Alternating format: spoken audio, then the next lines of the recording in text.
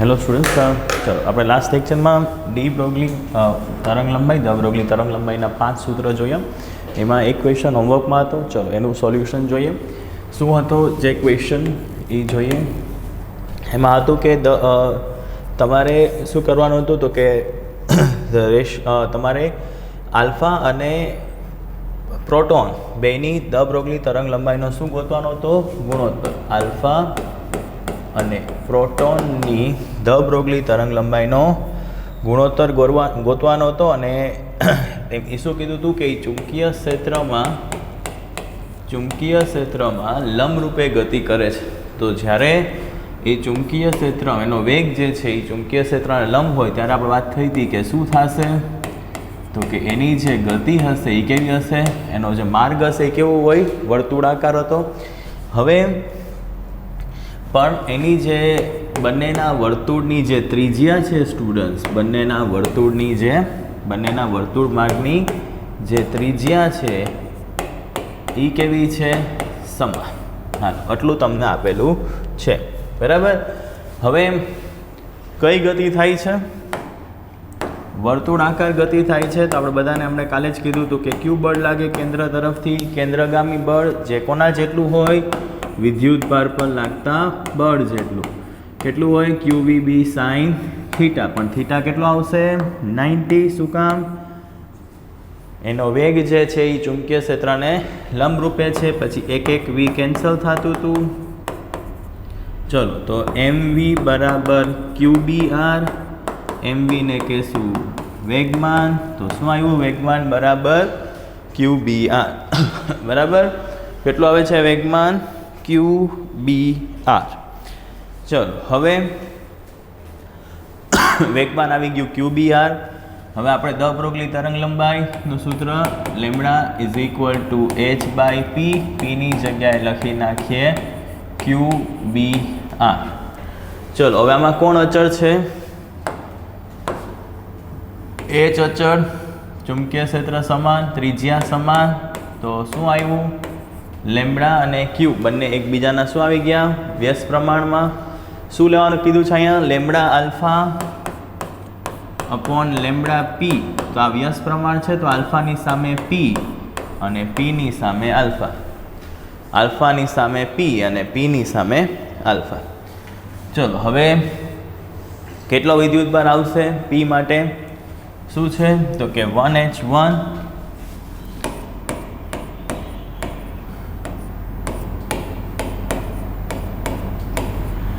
1H1 અને 2He4.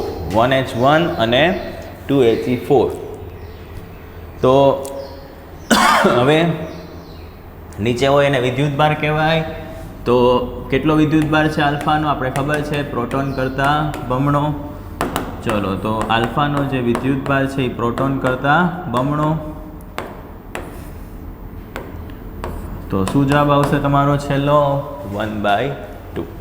બરાબર. જે MCQ આપણે કાલે હોમવર્કમાં તમને આપ્યો હતો. ચલો હવે બીજો એક ક્વેશ્ચન જોઈએ, પછી નવો ટોપિક ચાલુ કરીએ.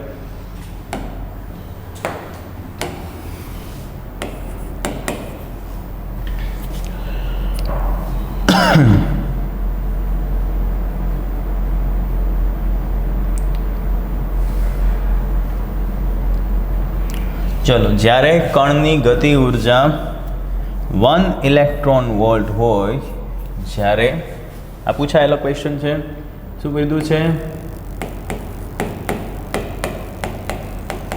જ્યારે કણની ગતિ ઉર્જા 1 ઇલેક્ટ્રોન વોલ્ટ હોય ત્યારે તેની તરંગ લંબાઈ 2000 એંગસ્ટ્રોમ છે. 1 ઇલેક્ટ્રોન વોલ્ટ બધાને ખબર હશે. 1 ઇલેક્ટ્રોન વોલ્ટ એટલે 1.6 × 10⁻⁻19 જૂલ. તો જ્યારે કણની ગતિ ઉર્જા 1 ઇલેક્ટ્રોન વોલ્ટ હોય ત્યારે તેની તરંગ લંબાઈ 2000 એંગસ્ટ્રોમ. તો જ્યારે કણની ગતિ ઉર્જા 1 મેગા ઇલેક્ટ્રોન વોલ્ટ થાય ત્યારે તેની તરંગ લંબાઈ કેટલી? જ્યારે કણની ગતિ ઉર્જા 1 ઇલેક્ટ્રોન વોલ્ટ થાય ત્યારે તેની ગતિ ઉર્જા કેટલી? ત્યારે કણની ગતિ ઉર્જા 1 મેગા એટલે 10⁶ ઇલેક્ટ્રોન વોલ્ટ થાય ત્યારે તેની તરંગ લંબાઈ કેટલી? ઓપ્શન કંઈક આ પ્રમાણે છે: 1 angstrom, 2 angstrom, option C 5 angstrom અને ઓપ્શન ડી 10 એંગસ્ટ્રોમ. ચલો, જ્યારે કણની ગતિ ઉર્જા 1 ઇલેક્ટ્રોન વોલ્ટ હોય ત્યારે 2000 એંગસ્ટ્રોમ એની તરંગ લંબાઈ છે. જ્યારે એની ગતિ ઉર્જા 1 મેગા ઇલેક્ટ્રોન વોલ્ટ હોય ત્યારે તરંગ લંબાઈ કેટલી? તો હવે શું સૂત્ર છે? તો કે લેમ્બડા બરાબર h/√2mk. કેમ આ જ સૂત્ર આવ્યું? કેમ કે શું આપેલું છે તમને? ગતિ ઉર્જા. બરાબર, એટલે આપણે આ સૂત્ર મૂકીએ. હવે કણ તો એક જ છે, એની ખાલી ગતિ ઉર્જા અને તરંગ લંબાઈ બદલાય છે. કણ તો એક જ છે, તો એનો મતલબ h તો અચળ જ હોય, એમાંય અચળ. તો શું સંબંધ આવશે હવે? લેમ્બડા સમપ્રમાણ 1/√k. શું સંબંધ આવશે? લેમ્બડા સમપ્રમાણ 1/√k. ચલો, તો હવે અહીંયા લેમ્બડા 2/λ1 રાખીએ, તો અહીંયા લખશું આપણે k1/k2.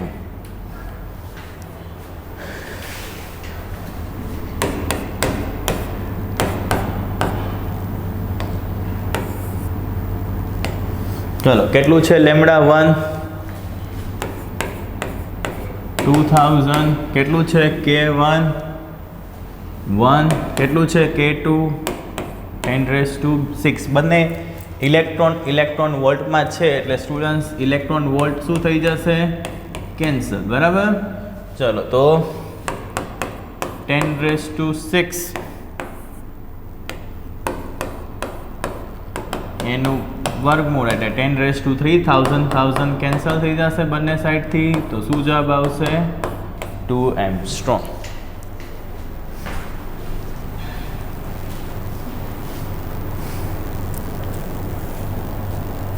ચલો, હવે નેક્સ્ટ ટોપિક જોઈએ.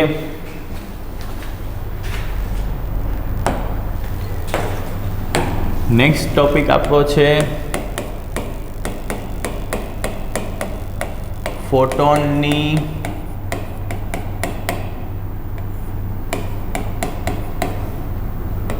લાક્ષણિકતા. નેક્સ્ટ ટોપિક છે ફોટોનની લાક્ષણિકતા. તો સ્ટુડન્ટ્સ, ફોટોનની લાક્ષણિકતા શું છે? પહેલાં તો ફોટોન ક્યાં હોય? તો કે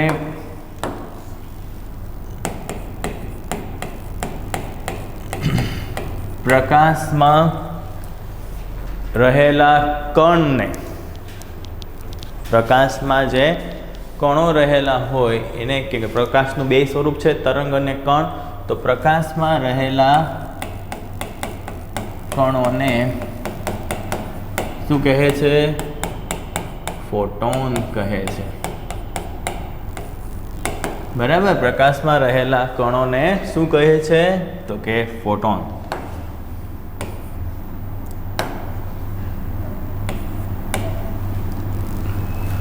પ્રકાશમાં રહેલા કણોને શું કહેવામાં આવે છે? તો કે ફોટોન કહેવામાં આવે છે. હવે તો કે આ ફોટોન જે છે સ્ટુડન્ટ્સ, હવે એની લાક્ષણિકતા શું છે? તો કે પહેલી લાક્ષણિકતા તો કે ઈ જે ફોટોન છે એની ઉર્જા હોય hν. કેટલી હોય ફોટોનની ઉર્જા? hν. ન્યુ એટલે શું થાય? તો કે ન્યુ એટલે આવૃત્તિ, અને આવૃત્તિ એટલે c/λ. તો કેટલું હોય છે ફોટોનની ઉર્જા? hν. hf લખે ઘણા, આવી રીતના ઘણા લખે છે આવૃત્તિને, ઘણા fi કહે તોય વાંધો નહીં. આવૃત્તિ એટલે ફ્રીક્વન્સી. ચલો, f એટલે જે પ્રકાશ હોય એની તરંગ આવૃત્તિ, અને આ પ્રકાશની તરંગ લંબાઈ. ચલો, પછી ફોટોનનું દળ. ફોટોનનું દળ કેટલું હશે? તો કે ફોટોનનું દળ હોય hν/c². ફોટોનનું દળ હોય hν/c². કેવી રીતના આવે? તો કે E બરાબર mc². E એટલે ઉર્જા, કેટલી છે ઉર્જા h ન્યુ, તો કેટલું આવ્યું દળ h nu by c square, કેટલા આવ્યું દળ h nu by c square.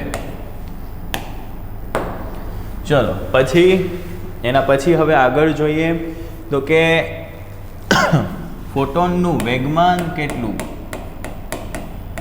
તો કે ફોટોનનું વેગમાન બરાબર h ન્યુ બાય c. કેટલું હશે ફોટોનનું વેગમાન h ન્યુ બાય c, અથવા ફોટોન દ્વારા સપાટીને મળતું વેગમાન કેટલું હોય h ન્યુ બાય c. આને લખી શકાય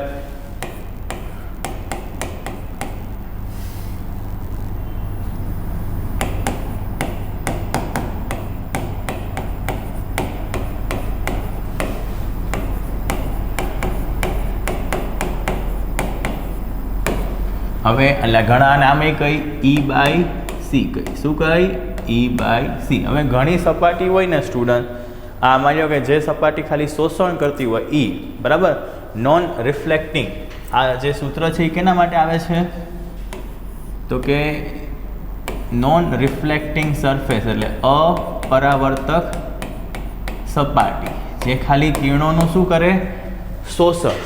પણ આ MCQ આવેલો છે નીટમાં કે જો કોઈ સપાટી પરાવર્તક હોય, શોષણય કરે અને પરાવર્તનય કરે, તો જ્યારે શોષણય થાય ત્યારે વેગમાન મળે અને જ્યારે પરાવર્તન થાય ત્યારે પણ વેગમાન મળે. તો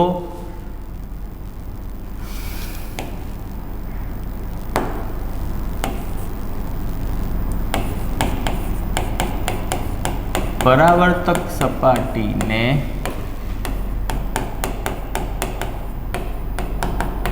ફોટોન દ્વારા મળતું વેગમાન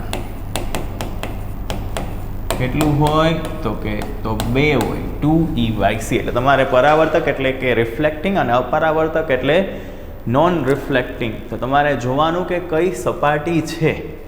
અગર પરાવર્તક સપાટી હશે તો બંને વખતે વેગમાન મળે, જ્યારે એનું શોષણય થાય અને જ્યારે એનું ઉત્સર્જનય થાય, એટલે પરાવર્તનય થાય.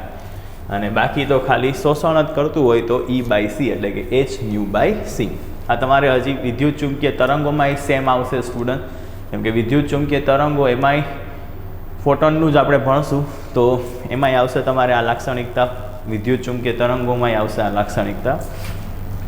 ચલો હવે આગળ, તો ફોટોનની ઉર્જા h ન્યુ, એટલે ફોટોન શું છે વાસ્તવિક કણ જ છે બરાબર, પ્રકાશમાં રહેલા કણોને શું કહેવાય ફોટોન. પણ એ ફોટોનનો વિદ્યુતભાર હોતો નથી.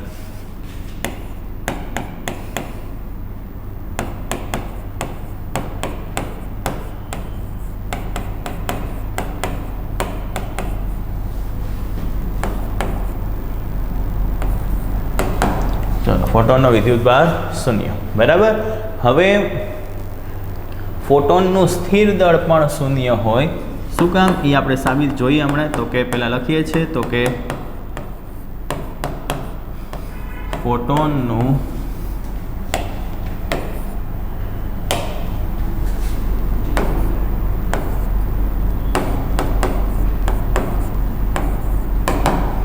ચલો હવે શું કામ, તો કે જોઈએ હવે આપણે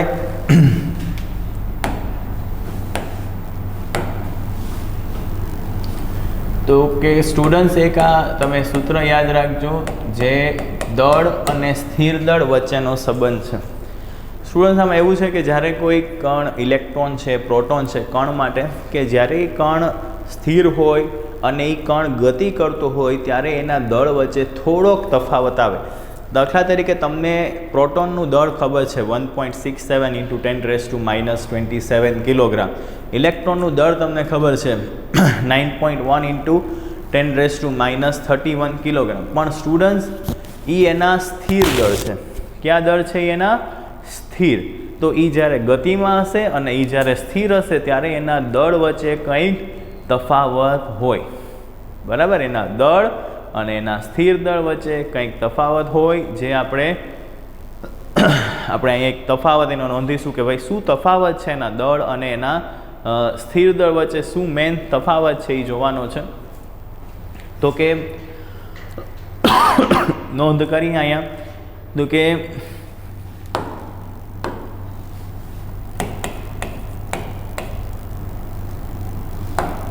દળ અને સ્થિર દળ વચ્ચેનો સંબંધ શું છે? કણના દળ m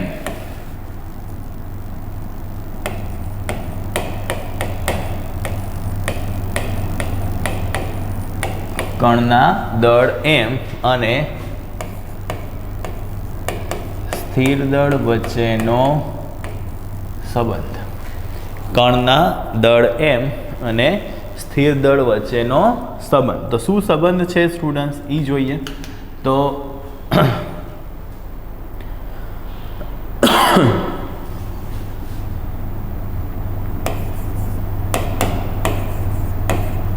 તો એ સંબંધ છે m એટલે દળ અને સ્થિર દળ. આ m એટલે જ્યારે એ ગતિમાં હોય. આપણે કીધું કે ઇલેક્ટ્રોનનું દળ છે કેટલું 9.1 ઇન્ટુ 10⁻31 કિલોગ્રામ. એનું કયું દળ છે? સ્થિર દળ. પણ એ જ્યારે ગતિમાં આવી છે ત્યારે દળ બદલાઈ જશે.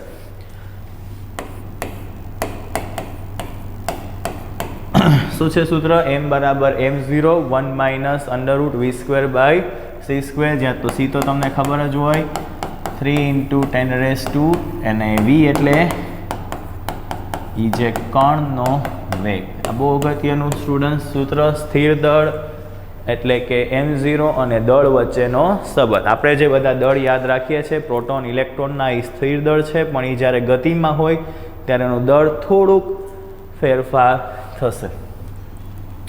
હવે માની લો કે આ સૂત્ર તમે ફોટોન માટે લગાડો સ્ટુડન્ટ્સ. આ સૂત્ર તમે ફોટોન માટે લગાડીએ આપણે તો શું થાય? જો આપણે કીધું ને ફોટોનનું સ્થિર દળ 0. તો આમાં તમને ખબર છે ફોટોન ક્યાં હોય? પ્રકાશમાં. પ્રકાશ ગતિમાં હોય. તો ફોટોન માટે ફોટોન કેમાં હોય? પ્રકાશમાં. પ્રકાશનો વેગ તો કેના જેટલો આપણે લઈએ છીએ? c. પ્રકાશનો વેગ તો c હોય તો આપણે એમ કહી શકીએ ફોટોનનો વેગ પણ કેટલો હશે? c જેટલો. કેમ કે ફોટોન જે કણ છે એ પ્રકાશમાં છે. તો શું જવાબ આવે? તો કે m0 ને કરતા બનાવો. તો આપણે આ સૂત્રમાંથી m0 ને કરતા બનાવ્યા એટલે આ સામે ગયું. તો શું આવે હવે? તો કે m1 માઇનસ v ની જગ્યાએ શું લખી નાખીએ આપણે? 1 માઇનસ 1 0. તો શું આવી ગયું? ફોટોનનું સ્થિર દળ શું આવ્યું? જોવો શું છે ફોટોનનું સ્થિર દળ? 0. ચલો બરાબર. અને સ્ટુડન્ટ્સ બીજી લાક્ષણિકતા આ યાદ રાખજો. અને ફોટોનનું સ્થિર દળ 0. બીજી લાક્ષણિકતા ફોટોન પણ શું કરશે? તો કે વેગમાન સંરક્ષણના નિયમ અને ઉર્જા સંરક્ષણના નિયમનું પાલન કરે. બરાબર. તો કે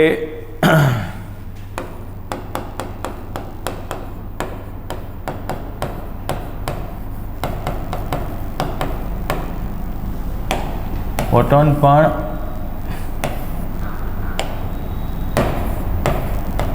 ઉર્જા અને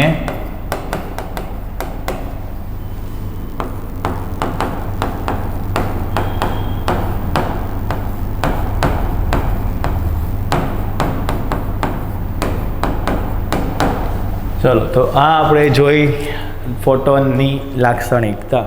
બરાબર. હવે અમુક સૂત્ર આપણે લખીએ કે જેમાંથી તમને ફોટોનની સંખ્યા ગોતવામાં મદદરૂપ થાય સ્ટુડન્ટ. બરાબર. તો શું છે હવે આપણે નેક્સ્ટ જે ટોપિક જોઈએ છે એ છે તો કે પ્રકાશમાં રહેલા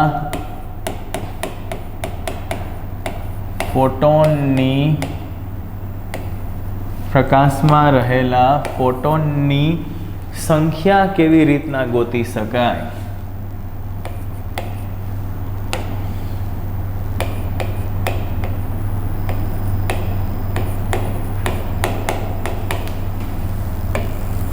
પ્રકાશમાં રહેલા ફોટોનની સંખ્યા તમે કેવી રીતના ગોતી શકો એ હવે આપણે જોવાનું છે.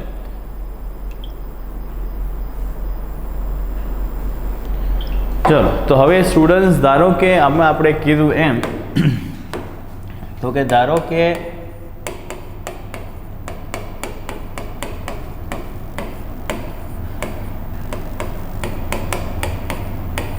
એક ફોટોનની ઉર્જા h ન્યુ છે. હવે પ્રકાશમાં n ફોટોન છે. કેટલા? n. તો n ફોટોનની ઉર્જા કેટલી થાય? એક ફોટોનની ઉર્જા h ન્યુ. તો n ફોટોનની ઉર્જા કેટલી? તો તમે કહેશો કે n h ન્યુ. આને કહેશું કુલ ઉર્જા. અગર હવે એક જ ફોટોન હોય તો h ન્યુ આવે. અગર n ફોટોન હોય તો nh ન્યુ આવે. n શું છે? આપાત ફોટોનની સંખ્યા.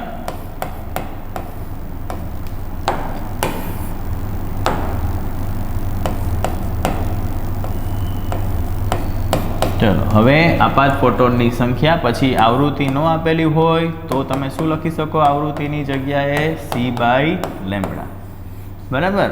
હવે આમાં n ગોતવા માટે તમને કાં તો ઘણીવાર ડાયરેક્ટ ઉર્જા આપી દેશે, પણ બાકી જનરલી મોસ્ટ ઓફ કેસમાં એ લોકો આપાત પ્રકાશનો પાવર આપે અને કાં તો આપાત પ્રકાશની તીવ્રતા આપે. તો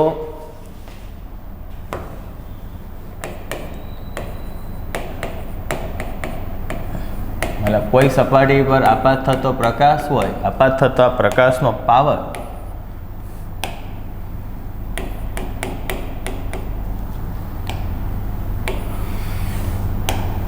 આપાત થતા પ્રકાશનો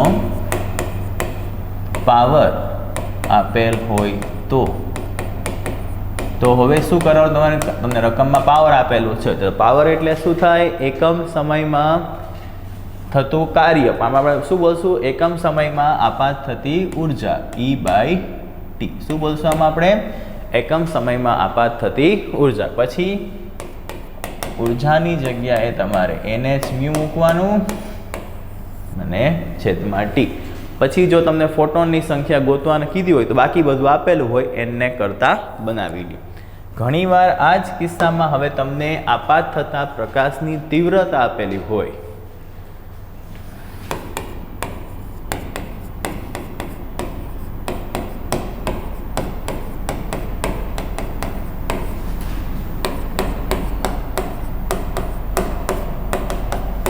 આપાત થતા પ્રકાશની તીવ્રતા આપેલી હોય,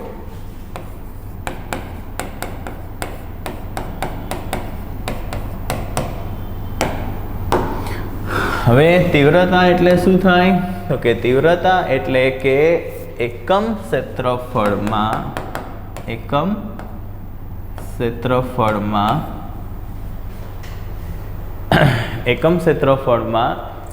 સમયમાં આપાત થતી ઉર્જા. એકમ હોય એને છેદમાં લખવાનું. તો એકમ ક્ષેત્રફળમાં અથવા એકમ ક્ષેત્રફળવાળી સપાટી પર એકમ સમયમાં આપાત થતી ઉર્જા એને શું બોલાય? તીવ્રતા.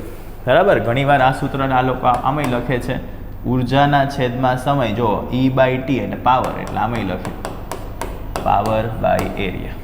બરાબર. તો આ યાદ રાખજો. તીવ્રતાની વ્યાખ્યા ન ખબર હોય તો બધા નોટ ડાઉન કરી લઈ કે શું થાય તીવ્રતાની વ્યાખ્યા? તો કે એકમ ક્ષેત્રફળવાળી સપાટી પર, એકમ હોય ને એને છેદમાં લખવાનું. તો એકમ ક્ષેત્રફળવાળી સપાટી પર એકમ સમયમાં આપાત થતી પ્રકાશની ઉર્જા એટલે કે પ્રકાશની તીવ્રતા. પાછું કહી દઉં છું, એકમ ક્ષેત્રફળવાળી સપાટી પર એકમ સમયમાં આપાત થતી પ્રકાશની ઉર્જા એટલે કે તીવ્રતા. પછી આમાં પણ ઉર્જા તો ખબર હોય, nhν. કોને કરતા બનાવી લેવાનો? પાછો ફોટોનની સંખ્યા ગોતવી હોય તો n કરતા બનાવી દો. ચલો તો આ બે મેઇન સૂત્ર પાવરના અને તીવ્રતાના, જેનાથી તમને શું મળશે? ફોટોનની સંખ્યા મળી શકે જેનાથી તમને. બરાબર. અને બીજી વસ્તુ કે તીવ્રતાનો એકમ શું થશે?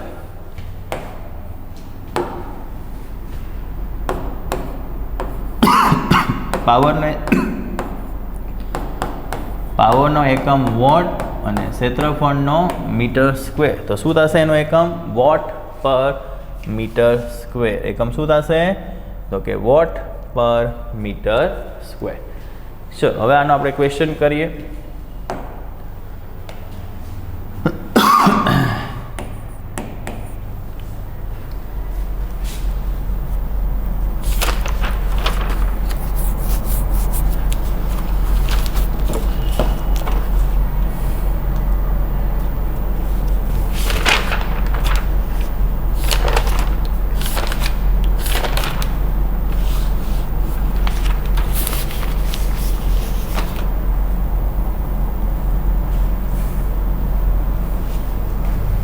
ચલો હવે જોઈએ ક્વેશ્ચન શું છે સ્ટુડન્ટ. તો કે તમારે શું ગોતવાના છે? તો કે ફોટોનની સંખ્યા કેટલી છે?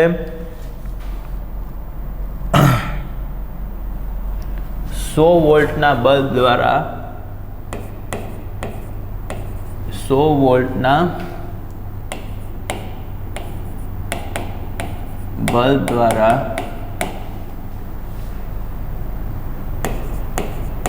મળતા પ્રકાશની તરંગ લંબાઈ 100 વોલ્ટના બલ્બ દ્વારા મળતા પ્રકાશની તરંગ લંબાઈ તમને આપી દીધી છે 540 નેનોમીટર.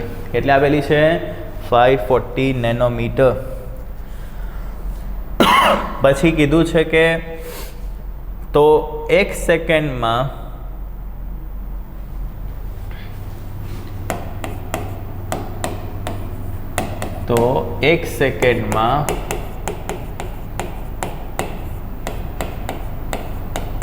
ઉત્સર્જતા ફોટોનની સંખ્યા 1 સેકન્ડમાં ઉત્સર્જતા ફોટોનની સંખ્યા મેળવો. અને hની કિંમત આમાં લેવાની કીધી છે 6 × 10⁻³ જૂલ સેકન્ડ. 100 વોલ્ટના બલ્બ દ્વારા મળતા પ્રકાશની તરંગ લંબાઈ. ચલો તો આમાં 100 વોલ્ટ એટલે શું આપેલું છે? 100 વોટનો બલ્બ એટલે પાવર આપેલો છે. કેટલો છે બલ્બનો પાવર? 100 વોટ. પ્રકાશની તરંગ લંબાઈ કેટલી છે? 540 નેનોમીટર. એટલે કે 540 × 10⁻⁹ મીટર. હજી એક પોઈન્ટ જવા દો તો 54 × 10⁻⁸. તો 1 સેકન્ડમાં ઉત્સર્જતા ફોટોનની સંખ્યા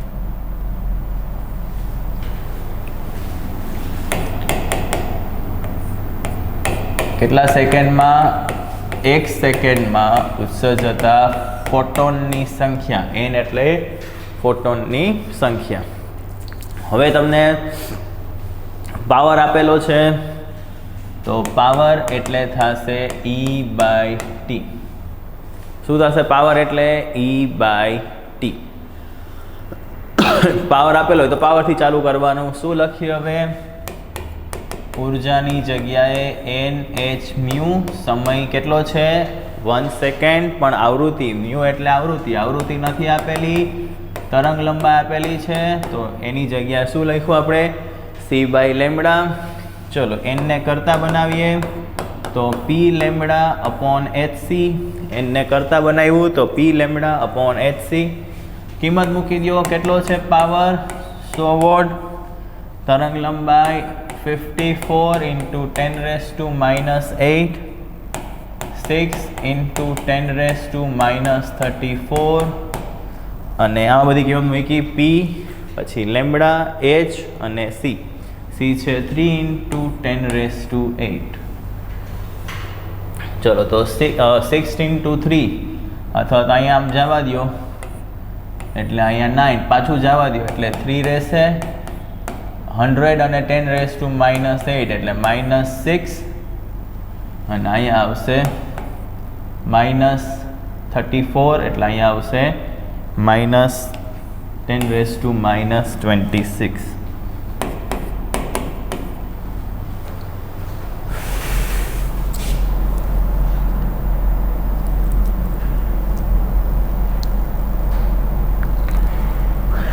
ચલો તો -26 અને -26 ઉપર તો +26 અને -6 + 26 એટલે 3 × 10⁻20 બરાબર ફોટોન પર સેકન્ડ. કેમ કે એકમ સેકન્ડથી થતું એટલે આનો એકમ લખી શકાય ફોટોન પર સેકન્ડ.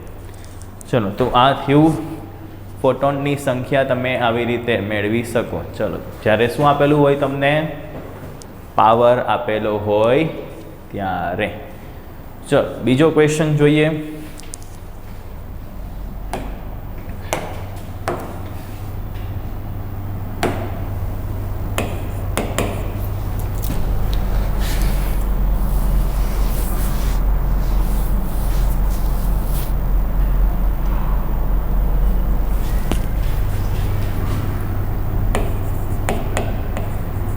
આંખમાં આવતી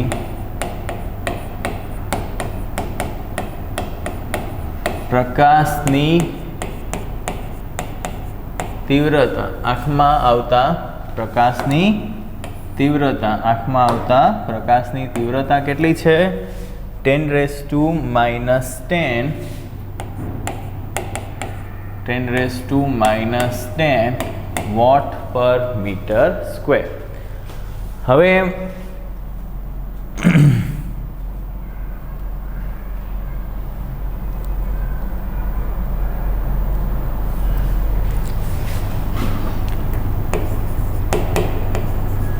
આંખના 10⁻6 મીટર સ્ક્વેર ક્ષેત્રફળમાં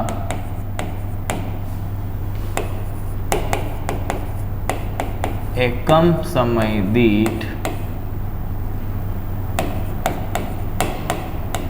પ્રવેશતા, આંખના 10⁻6 મીટર સ્ક્વેર ક્ષેત્રફળમાં એકમ સમય દીઠ પ્રવેશતા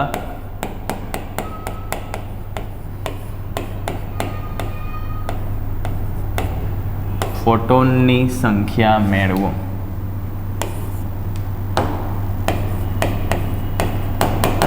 જો આંખમાં આવતા પ્રકાશની તીવ્રતા આપેલી છે કેટલી? 10⁻10 વોટ પર મીટર સ્ક્વેર. તો કે આંખના 10⁻6 મીટર સ્ક્વેર ક્ષેત્રફળમાં એકમ સમય દીઠ પ્રવેશતા ફોટોનની સંખ્યા મેળવો. અને બીજું તમને આપેલું છે જે તરંગ લંબાઈ આપેલી છે તમને એ છે 5.6 × 10⁻7 મીટર.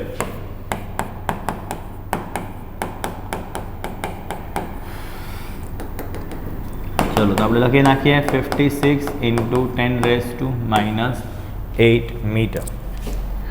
અને એચ તમને લેવાનું કીધું છે 6.6 × 10⁻, પણ ન કીધું હોય તો એ ગણતરી 6.625માં થોડીક ગણતરી લાંબી થશે સ્ટુડન્ટ. 6.625માં એટલે 6.6 લો તો વધારે સારું. હવે શું ગોતવાનું છે પાછું? આંખમાં આવતા પ્રકાશની તીવ્રતા કેટલી છે? 10⁻10.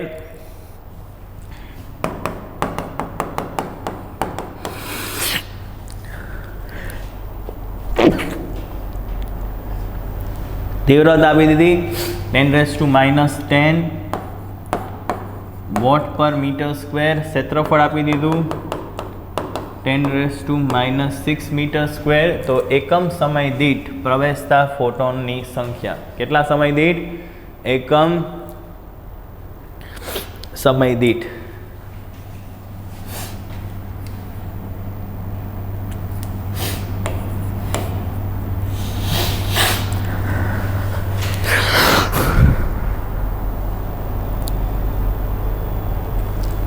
એકમ સમય કીધું છે એટલે તમે n/t પણ લખી શકો.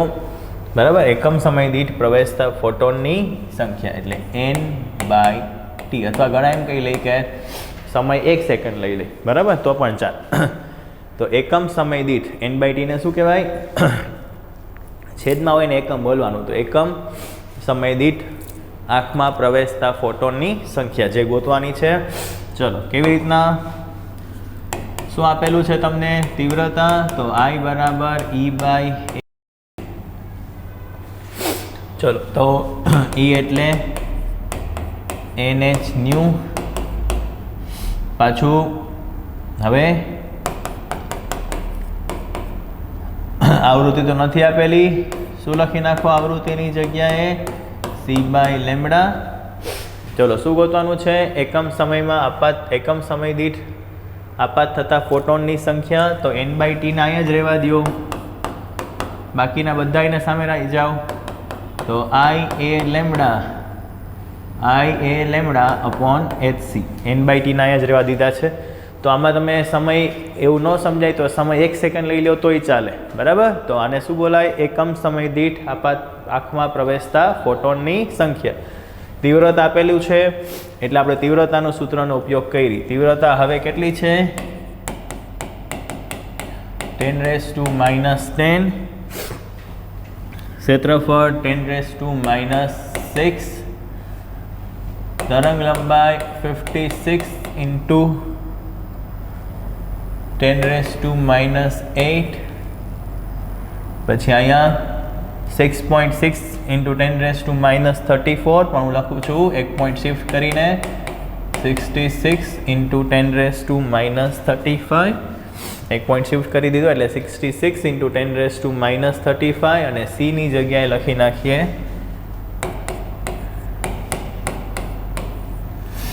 ચલો તો હવે પહેલાં તો અહીંયા જો 56 અને 66 તો સ્ટુડન્ટ્સ અગર 55/66 હોત તો 11/5 અને આપણે શું કરત 11/6 કરત ને આમાંય કરી દો નજીક જ છે બરાબર થોડું રાઉન્ડ અપ કરી શકાય તો અહીંયા 5 લખી નાખીએ અહીંયા 6 લખી નાખીએ એટલે શું આવી ગયું 5/18 આવી ગયું અને ઘાતમાં જોઈએ તો -10 -6 એટલે -16 -24 ડિવાઈડ બાય -35 અને 8 ચલો તો 5/8 એટલે કેટલો આવશે 0.50 આવે 50 કરીએ તો 229 જેવું આવી શકે કેમ કે 54 હોય તો 18 અને 3 એટલે 54 થઈ જાય તો નજીક આવશે તો 2.9 × 10⁻². યા તો તમે આમાં લખી શકો 3 × 10⁻². શું લખી શકાય અહીંયા તો 3 × 10⁻². અને એકમ શું લખીશું આપણે એકમ સમય છે ને હા તમને શું મળ્યું n/t મળ્યું એટલે શું લખશું ફોટોન પર સેકન્ડ એકમ સમય દીઠ આપાત થતા ફોટોનની સંખ્યા એટલે ફોટોન પર સેકન્ડ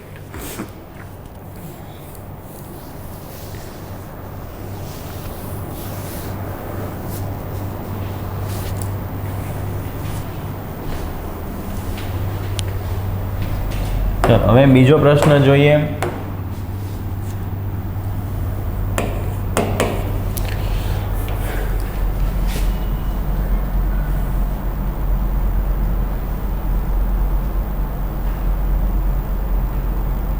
ચલો 1 કિલો ઇલેક્ટ્રોન વોલ્ટ વાળા હવે શું આપેલું છે પાછું ફોટોન એક જ ફોટોન છે આમાં શું કીધું છે કે 1 kilo electron volt 1 kilo electron volt વાળા ફોટોનની તરંગ લંબાઈ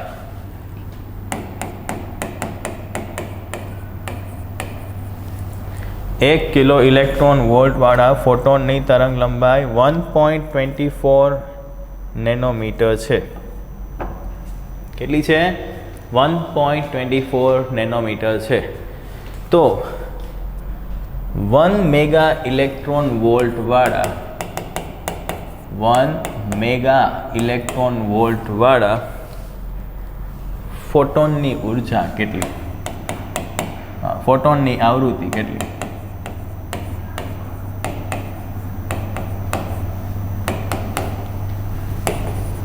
चलो ऑप्शन कई आ प्रमाणे है 1.24 × 10⁻15 hertz option B 2.4 × 10⁻20 hertz option C 1.24 અને ऑप्शन डी 2.4 10⁻24 બરાબર શું આપેલું છે તમને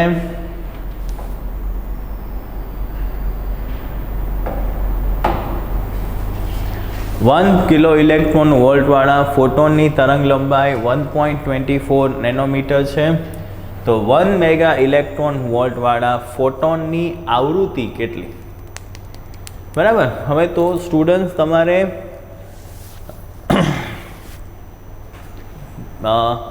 एक फोटोन आपेलू है अगर ये फोटोन की ऊर्जा 1 किलो इलेक्ट्रॉन वोल्ट हो त्यारे तरंग लंबाई आपेली है 1.24 नैनोमीटर एटले के 1.24 × 10⁻⁹ तो તો 1 મેગા ઇલેક્ટ્રોન વોલ્ટ વાળા ફોટોનની આવૃત્તિ કેટલી? બરાબર. ચલો હવે કેવી રીતે સ્ટુડન્ટ્સ જોવો, હવે બે કેસ લેવા પડશે. પેલી E1 લવ હોય, E1 ફોટોનની ઉર્જા કેટલી?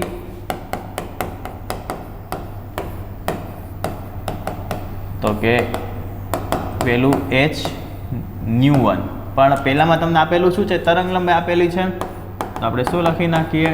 hc/λ1. બરાબર. ચલો હવે કેમ કે પહેલા કિસ્સામાં તમને તરંગ લંબાઈ આપેલી છે એટલે આપણે ન્યુની જગ્યાએ c/λ લખી નાખ્યું. ચલો બીજો કિસ્સો. બીજા કિસ્સામાં બીજી ઉર્જા કેટલી છે? 1 મેગા ઇલેક્ટ્રોન વોલ્ટ, પણ ત્યારે તમને આવૃત્તિ આપેલી છે, આવૃત્તિ ગોતવાની છે. ચલો તો આપણે લખી નાખશું nu2. બરાબર. હવે આપણે બંનેનો શું લઈ લઈએ? ગુણોત્તર લઈએ. તો સમીકરણ 2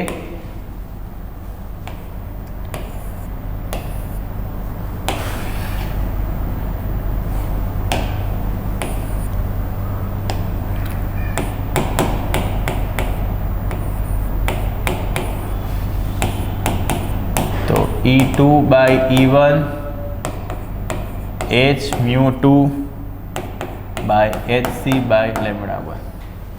ચલો હવે કિંમત મૂકી દો.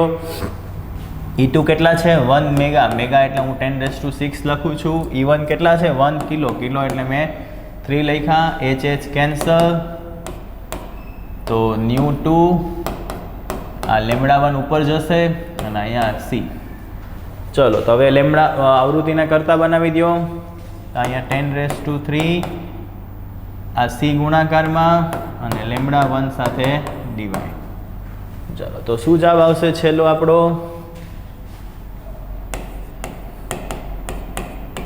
તો 3 × 10⁸ ડિવાઈડ બાય તરંગ લંબાઈ કેટલી છે?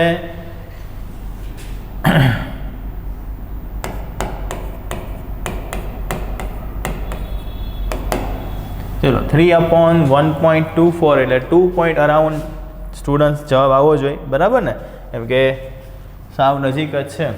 3 ડિવાઈડ બાય એટલે 2.4 કેટલું થશે? 17 અને 9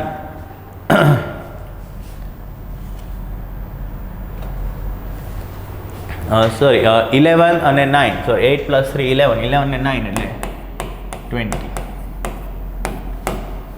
ચલો તો બરાબર. આ સમ આપણે ફોટોનની લાક્ષણિકતા પરથી કર્યો.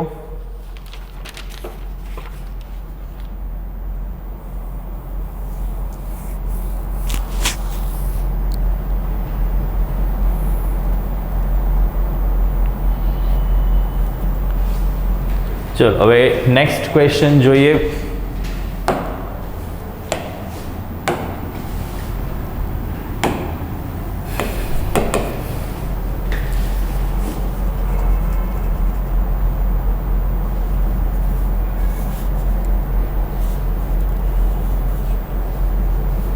ચલો હવે શું છે પ્રશ્ન?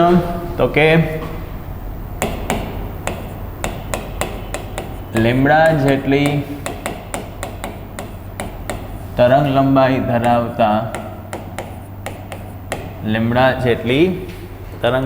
ધરાવતા n ફોટોનનું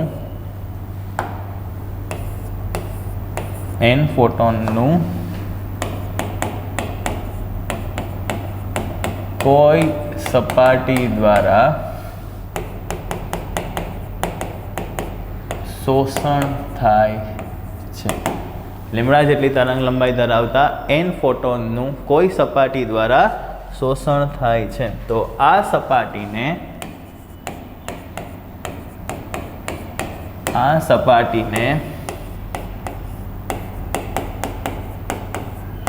મળતું વેગમાન કેટલું? લેમ્બડા જેટલી તરંગ લંબાઈ ધરાવતા n ફોટોનનું કોઈ સપાટીનું શું કરે છે? શોષણ. તો આ સપાટીને મળતું વેગમાન કેટલું? ઓપ્શન કંઈક આ પ્રમાણે છે. h/m લેમ્બડા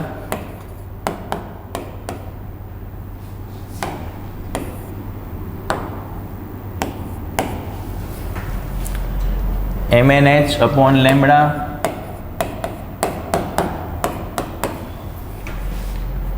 nh/m લેમ્બડા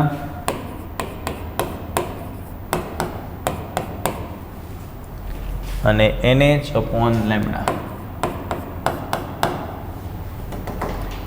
ચલો, લેમ્બડા જેટલી તરંગ લંબાઈ ધરાવતા n ફોટોનનું કોઈ સપાટી દ્વારા શું થાય છે?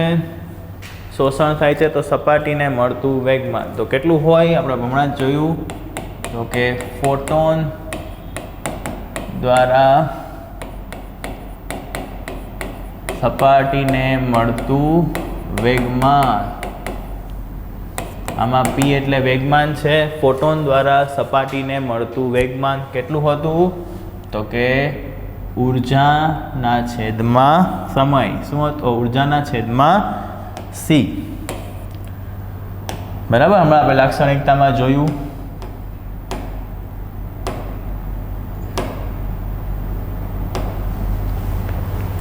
શું હતું? ધર્યું ફોટોનનું વેગમાન કેટલું હોય છે? ફોટોન વેગમાન અથવા ફોટોન દ્વારા સપાટીને મળતું વેગમાન કેટલું હોય? E/c. બરાબર. ચલો,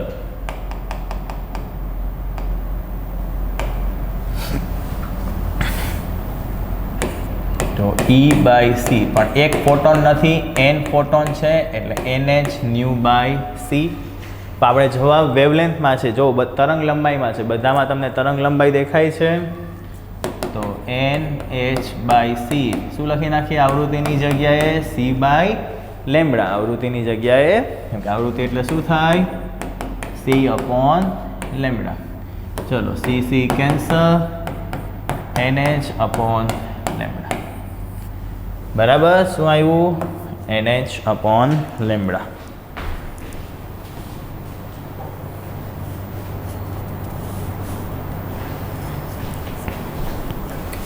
ચલો, હવે એક આપણે સ્ટુડન્ટ સંબંધ સાબિત કરવાનો છે જે તમારે યાદી રાખવાનું છે એનો જવાબ.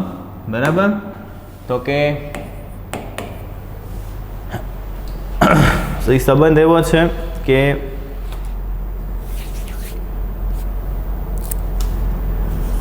v વેગવાળા અને c વેગવાળા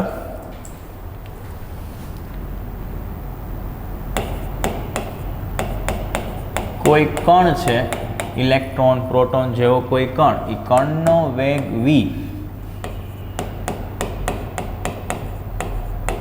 ફોટોનનો વેગ p, ફોટોનનો વેગ c. ફોટોન એ લાઇટમાં હોય તો ફોટોનનો વેગ c. હવે શું થાય? તો કે આ બંનેની તરંગ લંબાઈ સમાન હોય. શું કીધું છે તમને? આ તમારો જવાબ જનરલ તમારે યાદ રાખવાનો છે કે કણ, આનું સૂત્ર શું છે આપેલું? પહેલાં તો એ સમજી લેવાનું.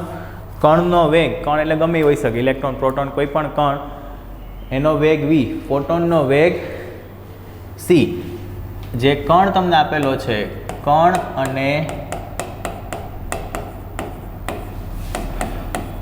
ફોટોનની તરંગ લંબાઈ સમાન હોય તો કણ અને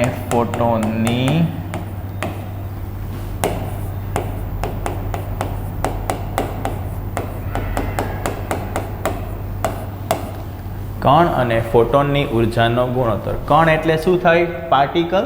એટલે આપણે લખી નાખીએ EP અને અહીંયા લખી નાખીએ PH એટલે ફોટોન. સમજાણાનો મિનિંગ? EP એટલે પાર્ટિકલ, કણ, કણની ઉર્જા EPH, PH એટલે ફોટોન, ફોટોન એટલે PH એટલે ફોટોન બતાવે છે. તો તમારે બંનેના વેગ સમાન, તો આવું આપણે ગોતવાનું છે. ચલો, તો આનો જવાબ યાદ રાખવાનો છે તમારે. ક્યારે?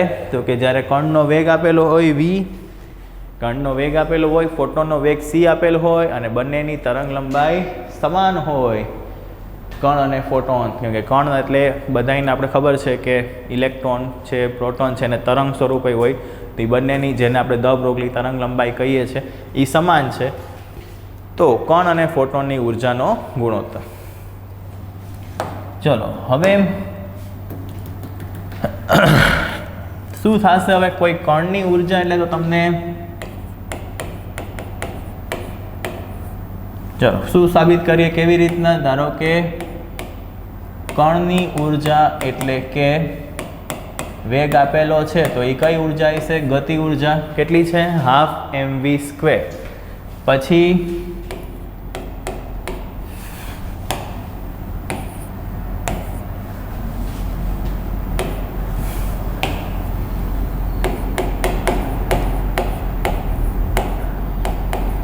ફોટોનની ઉર્જા એટલે કે h ન્યુ, પણ વેગ એટલે આપણે લખી નાખીએ hc/λ, કેમ કે તરંગ લંબાઈ સમાન છે. હવે સ્ટુડન્ટ્સ મેન અહીંયા જુઓ, તમારે હવે આમાં તરંગ લંબાઈ લાવવું છે, બરાબર?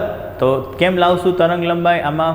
તો કે આપણે ખબર છે કે તરંગ લંબાઈ સમાન છે, કણની ઉર્જા અને ફોટોનની, કણ અને ફોટોન માટે સમાન શું છે? તરંગ લંબાઈ. તો આમાંય તમારે તરંગ લંબાઈ લાવવું પડે, કણમાંય તમારે તરંગ લંબાઈ લાવવું પડશે. તો કેમ લાવીએ? એ λ બરાબર h/p,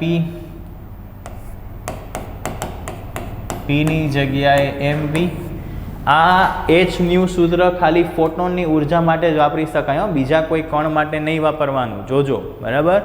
આ ફોટોનની ઉર્જા કીધું હોય ત્યાં જ h ન્યુ લખાશે, બાકી ક્યાંય નહીં. એટલે અહીંયા તો કોઈ કણ હતો એટલે આપણે સાદું ઉર્જાનું સૂત્ર 12 mv² મૂક્યું, કેમ કે વેગ આપેલો છે.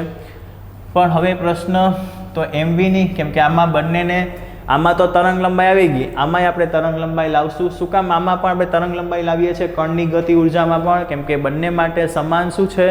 તરંગ લંબાઈ. તો હવે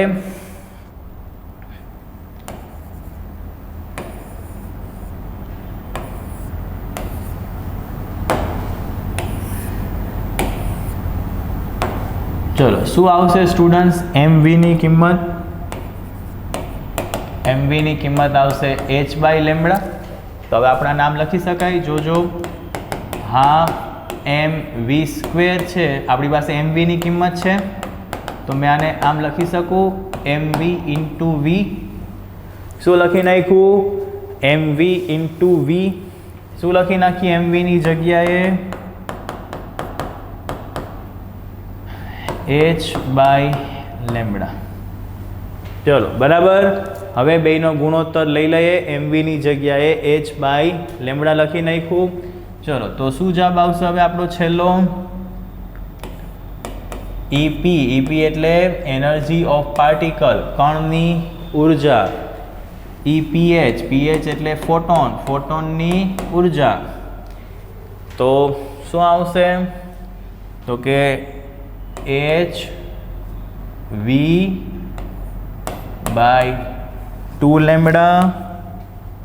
કેટલી છે કણની ગતિ ઉર્જા? hv/2λ, hc/λ. h cancel, λ cancel. શું આવ્યો? EP એટલે કણની ગતિ ઉર્જા, P એટલે પાર્ટિકલ, PH એટલે ફોટોન. કેટલી આવી ગતિ ઉર્જા? કેટલી આવી ઉર્જાનો ગુણોત્તર? v/2c. યાદ રાખજો, આ એકવાર એમને પૂછાઈ ગયેલું છે. તો જ્યારે કણનો વેગ, આ ક્યારે ઉપયોગ કરવાનો? જ્યારે કણનો વેગ આપેલો હોય, ફોટોનનો વેગ આપેલો હોય, એટલે ફોટોનનો વેગ તો c જ હોય, અને બંનેની દ બ્રોગલી તરંગ લંબાઈ સમાન કીધી હોય ત્યારે, બંનેની દ બ્રોગલી તરંગ લંબાઈ સમાન કઈ ત્યારે આપણે આ સૂત્ર ઉપયોગ કરશું, v/2c. બરાબર? તો કણનો વેગ v, ફોટોનનો વેગ c, બંનેની ઉર્જા, બંનેની તરંગ લંબાઈ સમાન, તો બંનેની ઉર્જાનો ગુણોત્તર v/2c. ચલો આવો એક ક્વેશ્ચન આવેલો છે, એમાં જોઈએ શું આન્સર આવે. આવો એકવાર ક્વેશ્ચન એક આવેલો છે.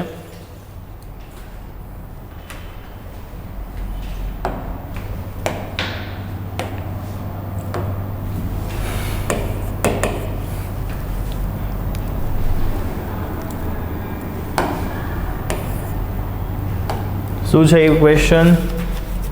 તો કે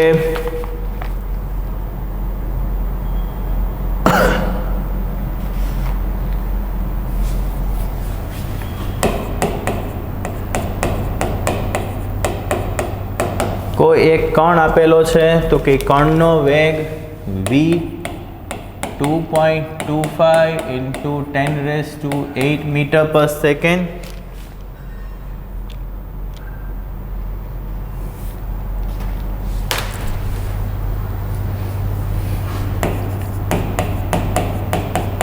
આ કણની દ બ્રોગલી તરંગ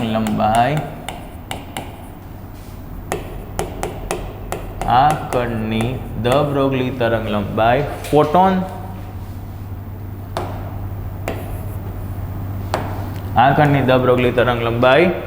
ફોટોન જેટલી હોય. આ કણની દ બ્રોગલી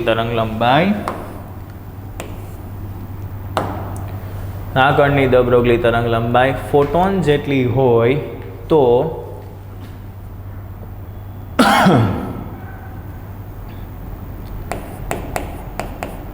કણ અને ફોટોનની ઉર્જાનો ગુણોત્તર. તો ઓપ્શન કંઈક આવા છે: 1/8, 3/8, 5/8 અને 7/8.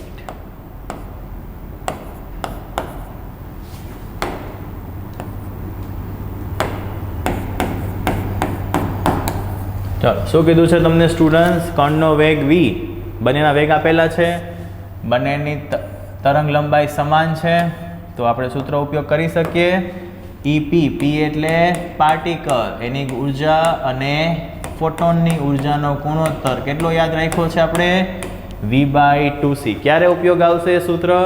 જ્યારે કણનો વેગ આપેલો હોય અને બંનેની તરંગ લંબાઈ સમાન હોય ત્યારે કણ એટલે પાર્ટિકલની ઉર્જા અને ફોટોનની ઉર્જાનો ગુણોત્તર v/2c.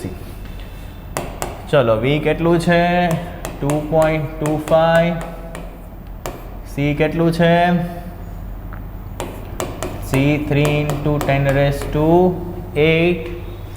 હવે આને સોલ્વ કરીએ તો 10⁸ તો કેન્સલ, તો 225/2 × 300 કેન્સલ કરી નાખ્યું. હવે આને 25 થી કેન્સલ થશે સ્ટુડન્ટ્સ. 25 × 9 અને 25 × 12. હજી પાછું કેન્સલ થશે 3 થી. 3 અને 3 × 3 અને 3 × 4 એટલે છેલ્લો જવાબ આવશે 3/8.